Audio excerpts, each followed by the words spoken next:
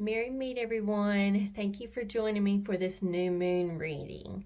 So, the new moon is going to be in Aries and there's going to be a solar eclipse. So, it's going to be kind of like the ring of fire.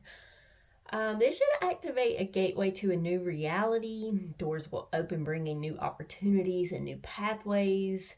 This supercharged energy with the solar eclipse and it being in, the zodiac of Aries, um, it will thin the veil and it will increase our sensitivity, creativity, and intuition. So it's time to set intentions, visualize your desired outcome, and look at things in a new way and stay open to the abundance of the universe. Aries being a fire sign, which, lives within us, our passion, things like that, it should give us strength, courage, passion, and determination.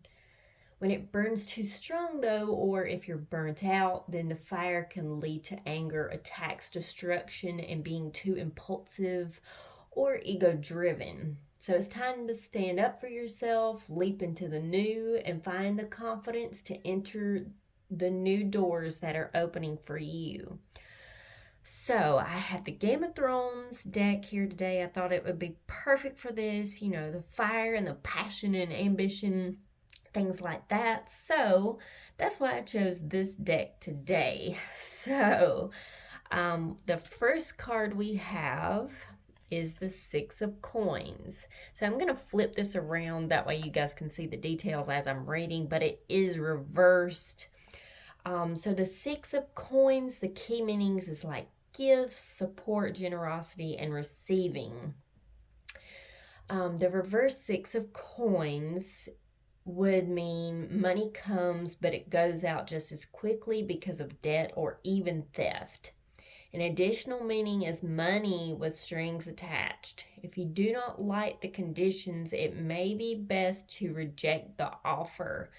So try not to take money from people even if you really, really need it at this point, because it's just going to hinder you in the process. So let's go to card number 2 and see what it has to say. So let's see what we have. Okay, looks like Two of Swords. I'm going to do the same thing and flip it over so you can see the details as I read, but it is reversed. So Two of Swords. This means the key meanings are procrastination, thinking time, and decisions. So since it's reversed, shows being deceived and the possibility of self-deception as you convince yourself nothing is amiss. Investigate the situation for yourself and be prepared for resistance. It's likely that a professional or love partner believes their own story. So you are kind of betraying yourself here, it sounds like. Maybe you are looking for abundance in a situation or a relationship, but you're believing this story that everything's going to be okay or whatever the situation may be. But it's time to stop deceiving yourself. So, with that being said, let's go to card number 3 and see what it has to say. Okay, looks like we have the Four of Coins. Same thing. Flip it over so you can see the details. So the Four of Coins reverse, the key meanings are improvement, money, security, materialism.